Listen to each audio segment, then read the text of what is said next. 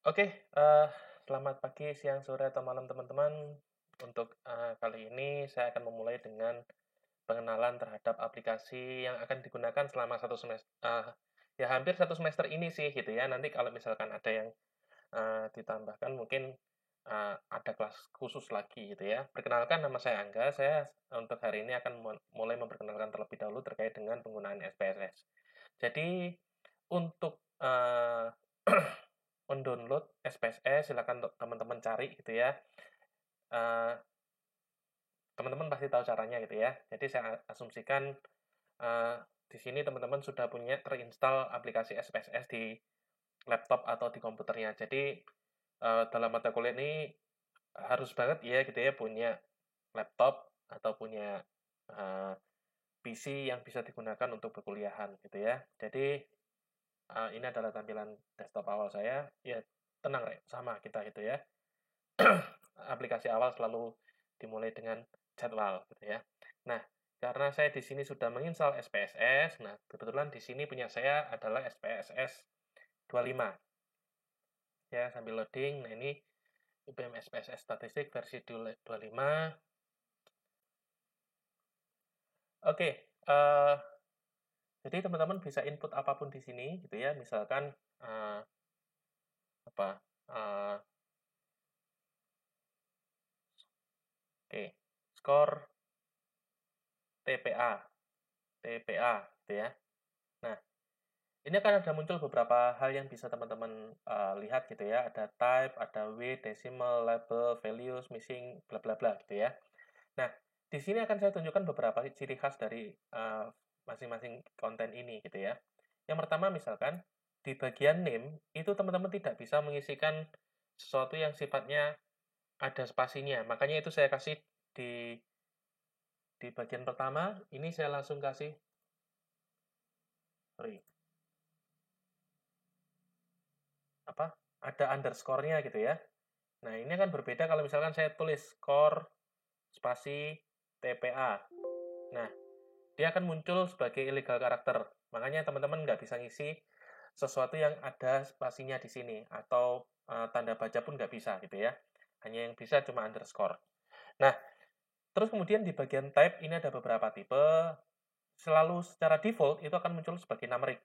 Nah, kalau kita klik di sini, itu ada pilihannya macam-macam. Ada yang comma, dot, scientific notation, jadi simbol-simbol ilmiah, tanggal, dolar ini akan merujuk ke uang, custom currency ini kita bisa apa? Kita misalkan pakai uh, rupiah atau apa gitu ya, misalkan ini mana rupiah? Oh, jadi ini lebih ke arah apa ya? Lebih ke arah uh, currency uang mata uang gitu ya yang mau dipakai. String ini sifatnya apa? Nggak bisa diutik-utik datanya, misalkan kayak nomor pendaftaran dan sebagainya, itu kan data yang nggak bermakna apapun. Nah, itu string, terus kemudian restricted number. Nah, biasanya kalau kita akan secara default itu akan pakai numeric. Nah, ini it's okay gitu ya. Teman-teman biarkan aja nggak masalah. Terus kemudian width, ini adalah lembar, sorry, lebar sebuah kolom gitu ya. Misalkan kalau kita kecilkan gitu ya, 3 deh gitu ya. Maka teman-teman akan lihat gitu ya. Di sini lebih besar dari lebih apa ya? TPA-nya A-nya ada di bawah. Padahal kalau kita lihat di sini gitu ya, kalau misalkan kita kembalikan ke 8, nah ini ukurannya kan kurang lebih sama dengan yang lain. Tuh. Terus kemudian desimal ini jumlah angka di jumlah 0 di belakang koma. Misalkan saya ketik di sini 8, 9, 9, 8, 9, 9, 10. Itu selalu ada komanya 2 biji di belakang. Kalau teman-teman mau hilangkan ya nggak apa-apa, ini bisa di-set ke 0. Gitu ya. Nah, disinilah teman-teman kalau kita ngomongin label baru teman-teman bisa kasih spasi, bisa kasih simbolik dan sebagainya. Misalkan nih nilai TPA, alah, skor TPA, ini nilai TPA siswa. Eh, mahasiswa aja deh, mahasiswa gitu ya. Nah, kalau value ini kepake kalau teman-teman misalkan membuat data itu sifatnya ada punya input yang sifatnya dikotomi atau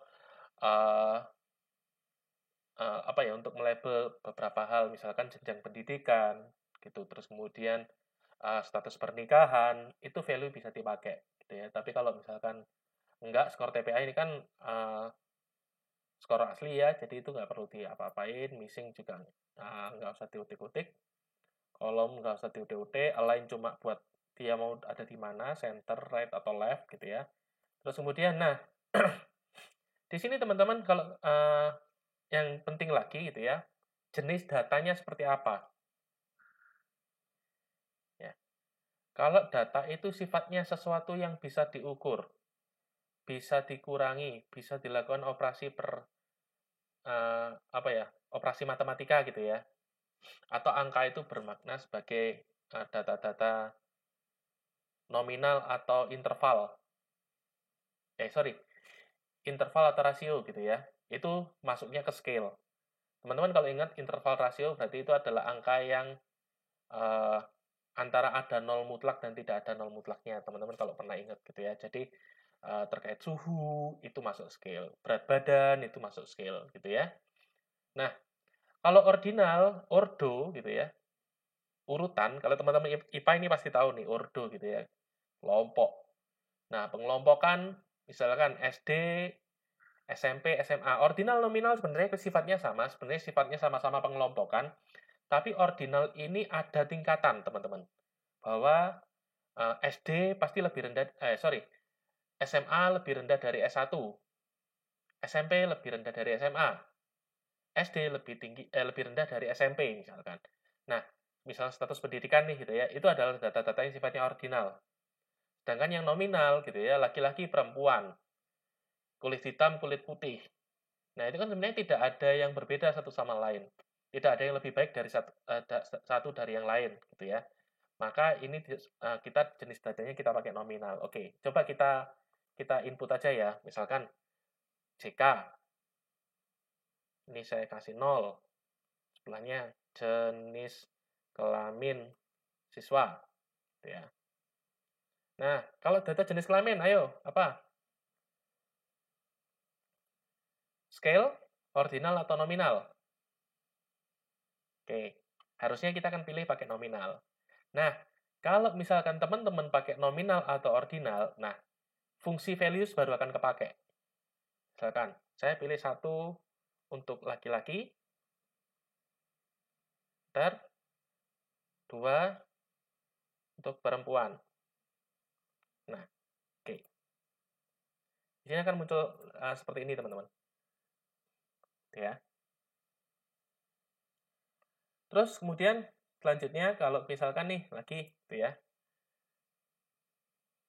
pendidik PT gitu ya, misalkan saya kasih sebagai pendidikan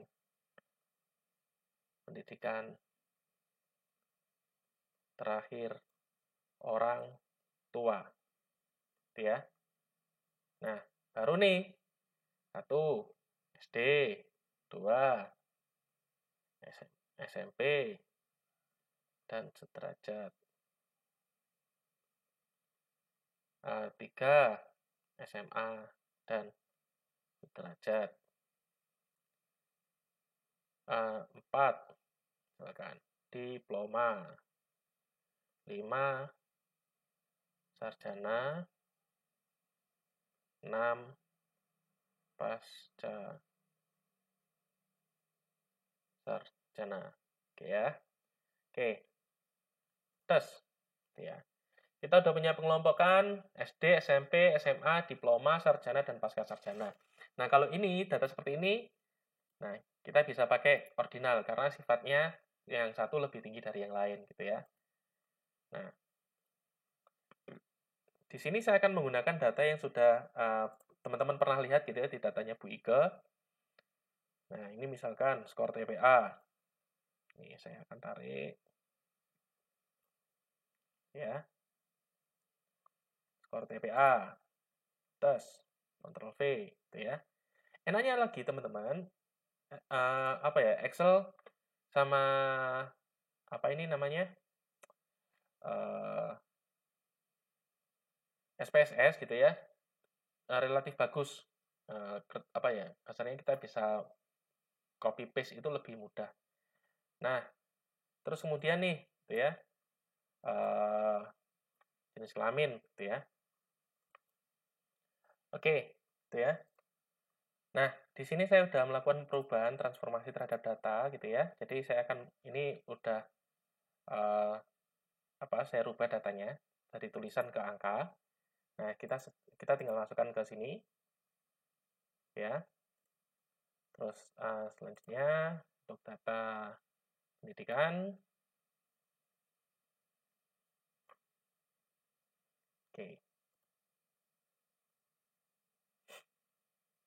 Nah, oke. Jadi teman-teman, ini adalah cara untuk bagaimana. Jadi gini, kalau teman-teman lihat gitu ya, di variable view kita nggak bisa input angkanya, tapi di data view kita baru bisa input angkanya, teman-teman.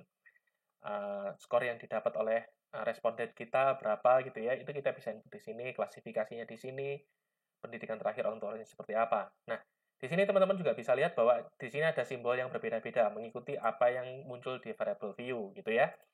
Nah, di sini salah satu analisis yang paling mendasar dari perhitungan statistik adalah terkait dengan uh, apa ya, min, median, modus gitu ya. Nah, di sini kalau teman-teman lihat gitu ya. Oh ya, sebelumnya Dasi, aku lupa sampai menjelasin fitur utamanya gitu ya. Jadi masing-masingnya. File ini digunakan untuk ya kayak kita di Word gitu ya, kayak open, save gitu ya, save as dan sebagainya itu bisa dilihat di sini. Terus kemudian edit sama redo, undo yang pakai gitu ya. View pasti jelas ininya. Data ini kita bisa otak-atik datanya dari sini gitu ya. Ini macam-macam banget gitu ya. Transform kita bisa merubah angka gitu ya. Jadi misalkan eh, tadi kan saya gini teman-teman. Seperti di bagian jenis kelamin itu kan sebenarnya laki-laki perempuan ya isinya. Tapi saya bisa uh, saya lebih terbiasa bahwa merubah jenis kelamin itu langsung di Excel, kita langsung pakai fungsi if aja gitu ya, gitu ya. Jadi itu lebih lebih mudah kalau menurut saya sih gitu ya, tapi sebenarnya bisa dilaksanakan di sini gitu ya. Kita bisa apa uh, bisa transform data dan sebagainya gitu ya, dan ini bisa melakukan komputasi. Jadi compute variabel ini lebih ke arah operasi matematika dari data kita. Teman ingat lagi ya gitu ya, bahwa ada beberapa data yang bisa dilakukan operasi matematika, ditambah, dikurangi, dikali itu bisa. Tapi ada juga yang enggak gitu. Ya, misalkan TPA kali jenis kelamin, masa skornya 350 gitu ya, 350 kali 1, oke 350, terus artinya 350 itu nggak bermakna apapun gitu ya. Itu yang dimaksud sebagai sebuah data yang di ketika dilakukan operasi matematika tidak bermakna apapun gitu ya. Nah, fungsi paling banyak akan ada di sini teman-teman, di bagian analyze ya, mulai statistik deskriptif, mulai frekuensi, bla bla bla gitu ya. Kita akan masuk masing-masing, nanti kita akan masuk gitu ya. Kita akan coba satu-satu semuanya gitu ya. Jadi untuk pertama ini kita akan lakukan uh, input data terlebih dahulu gitu ya, dan pengenalan terhadap min, median, modus. Oke, di sini kalau teman-teman ini yang paling sering dipakai gitu ya, kalau kita ngomongin data-data awal gitu ya, kita bisa antara frekuensi ataupun deskriptif ya. Oke, kalau frekuensi kita akan bisa tahu misalkan jenis kelamin gitu ya, sama pendidikan terakhir aja. Kalau TPA kan agak banyak ya, agak ribet gitu ya. Di sini teman-teman akan diikuti oleh beberapa menu tambahan di sebelah sini gitu ya. Kalau kita cek statistik, nah kalau teman-teman pernah ingat gitu ya, kuartil Q1, Q2, Q3, Q4 gitu ya, kita bisa lihat juga, tapi kita akan lihat dari uh, min, median, modus gitu ya. Ini langsung bisa kelihatan semua gitu ya. Nah, kita akan lihat di sini dulu. Continue. Chart teman-teman bisa tambahkan gitu ya, bisa bar chart, pie chart, histogram. Kita lebih baiknya nyoba pie chart deh gitu ya. Kita pakainya percentage aja tampilannya. Continue. Nah, format ini ya tinggal teman-teman lihat gitu ya. Ini style kosongnya aja, nggak usah dipakai. Bootstrap nggak usah deh gitu ya. Nah, langsung aja kita oke. Nah, kita akan langsung berpindah ke laman luaran atau output di sini. Nah, teman-teman bisa lihat gitu ya, jumlah datanya N-nya.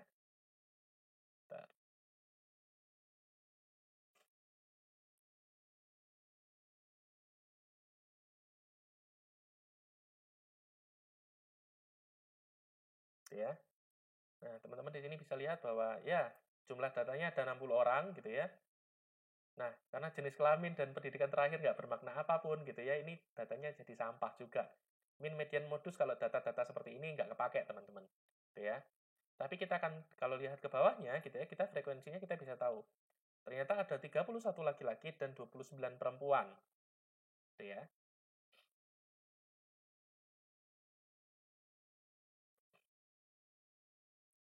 Nah, untuk halaman selanjutnya, nah ini tampilannya. Nah, pendidikan terakhir orang tua gitu ya.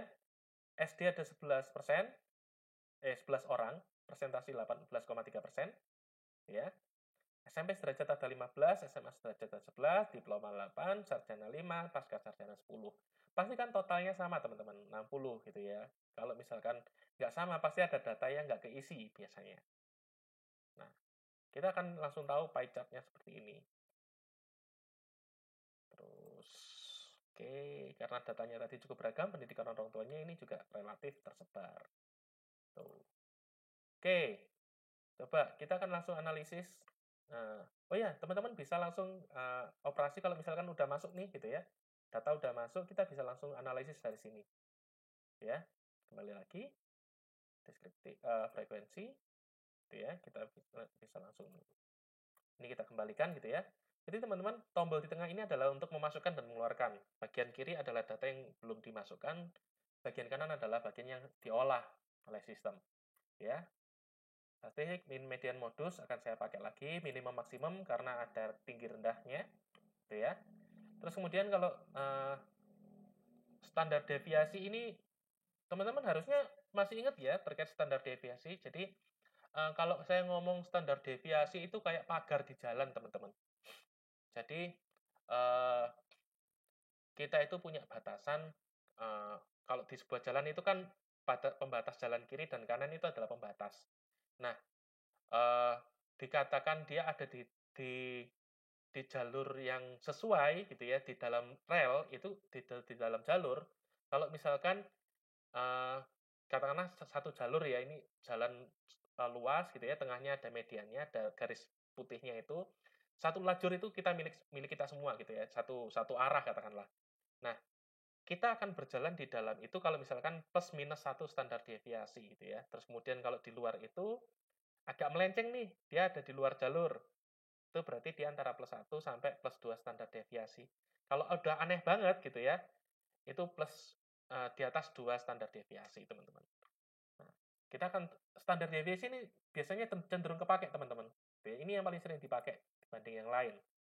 Dibanding min, min, median, modus ini sebenarnya yang kepake apa yang sering kepake itu yang min atau rata-rata.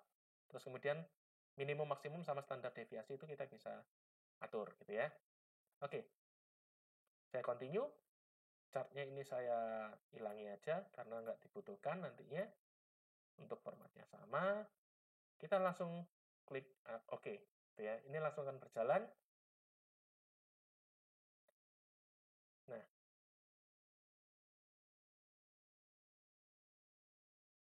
di sini teman-teman langsung bisa lihat gitu ya.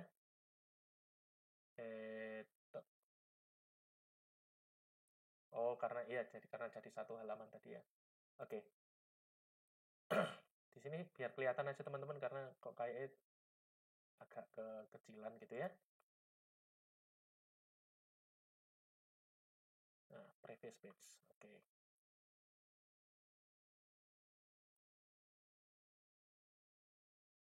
Oke. Di sini nilai TPA mahasiswa gitu ya, kita bisa lihat bahwa di sini oke. Di sini kita bisa lihat bahwa ya di sini ada nilai TPA mahasiswa jumlahnya 60 sama dengan data-data sebelumnya gitu ya. Min-nya rata-rata ada di 402,33 gitu ya. Terus kemudian titik tengahnya ada di 420. Jadi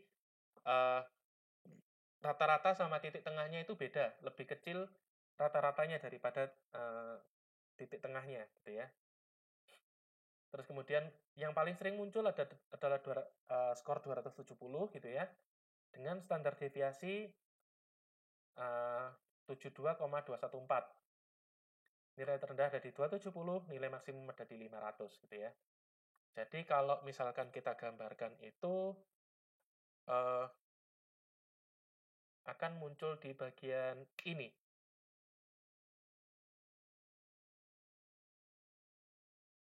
Oke, jadi itu adalah salah satu contoh implementasi dari nilai rata-rata, terus kemudian sama standar deviasi teman-teman. Nah itu sebenarnya kepake untuk kamu mengklasifikasikan seseorang, dia masuk ke tingkat TPA yang sangat tinggi, tinggi, sedang, rendah, atau bahkan sangat rendah. Gitu. Ini juga cara yang saya gunakan untuk memberikan nilai gitu ya. Mungkin ke teman-teman yang dari kelas lain gitu ya yang pernah dapat uh, saya ajar gitu ya. Nah, itu cara penentuan nilai saya sebenarnya seperti ini juga. Saya akan pakai nilai terendah berapa, nilai maksimal berapa gitu ya. Saya akan pakai rata-ratanya, terus kemudian saya akan tentukan uh, dia ada di sangat tinggi, tinggi, cukup, sedang, cukup sedang sama gitu ya, rendah ataupun sangat rendah. Tuh. Nah, oke, saya lanjutkan ke next page. Nah, ini juga di sini akan muncul gitu ya. Jumlahnya berapa-berapanya, gitu ya. Yang 270 ternyata ada 9 orang gitu ya. 350 ada 5, 370 ada 9 dan seterusnya. Teman-teman bisa lihat di sini ya. Nah, ini menentukan uh, apa ya? Bagaimana melihat frekuensi nilai-nilai yang muncul dalam nilai TPA ini gitu ya. Jadi mungkin sampai situ aja dulu. Jadi mungkin sampai sini aja dulu terkait pembelajaran pertama kita. Jadi teman-teman bisa lakukan uh, cara ini juga di rumah. Atau nanti saya akan bentuk kelompok kali ya. Jadi teman-teman silahkan kalau mau bermain-main dengan data karena saya asumsikan teman-teman belum ada data gitu ya. Teman-teman bisa klik open di sini atau di di bagian input data sini juga bisa gitu ya. Silahkan teman-teman klik open. Nah, di sini sebenarnya oleh SPSS sudah disediakan data-data yang bisa digunakan untuk belajar untuk beranalisis gitu ya. Nah, teman-teman silakan ini cari bagian local disk C atau disk lokal C gitu ya. Terus kemudian silakan cari di mana IBM kalian terinstall. Nah, ini kebetulan saya ada di program files, ada di IBM, di SPSS, statistik 25. Nah, di sini ada beberapa. Nah, saya akan klik di sini samples, gitu ya, English. Nah, silakan teman-teman menggunakan data di sini. Kalau saya tadi ketemu agak bagus itu data Jerman. Tadi mana? Jerman. Jerman Credit, gitu ya. Nah, ini mungkin kita akan nanti belajar untuk menganalisis di sini aja teman-teman gitu ya. Jadi di sini udah keisi semua gitu ya. Ini ada teman-teman bisa berlatih di sini. Nah, silakan teman-teman lakukan tadi gitu ya. Bisa belajar untuk menginput gitu ya atau kalian copy aja data dari sini, kalian input ke SPS kalian sendiri, kalian coba analisis atau kalian analisis langsung dari sini gitu ya. Jadi silakan eh, silakan belajar untuk melihat frekuensi, terus kemudian melihat rata-rata gitu ya. Terus silakan teman-teman lihat. Keterangannya ada di variable view, lengkap semua. Indikator namanya apa? Indikator. Variabel yang CMT ini apa? Penjelasannya di sini credit amount atau jumlah amount atau jumlah utang gitu ya. Teman-teman bisa lihat di sini.